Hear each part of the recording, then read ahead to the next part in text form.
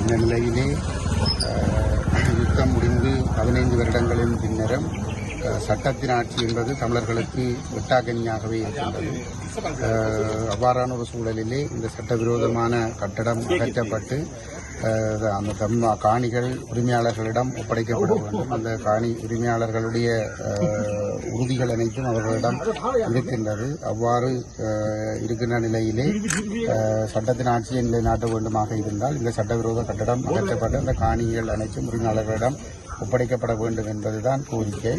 இந்த காணியில் இருந்து அந்த காணிகளை விடுவிப்பதற்காக இந்த மக்கள் மீள்குடியேற்றம் ஏனைய பகுதிகளிலே நடைபெற்ற காலப்பகுதியில் இருந்து பிரதேச செயலகத்தோடும் மாவட்ட செயலகத்தோடும் நெருக்கமாக அவர்கள் செயல்பட்டு மற்றும் இந்த பகுதியிலே நிலவோடு இராணுவத்தினரோடும் தொடர்ச்சியாக இந்த காணிகளை விடுவிக்க வேண்டும் என்று கேட்டு வந்த நிலையிலே காணிகள் விடுவிக்கப்படும் என்கின்ற ஒரு வாக்குறுதி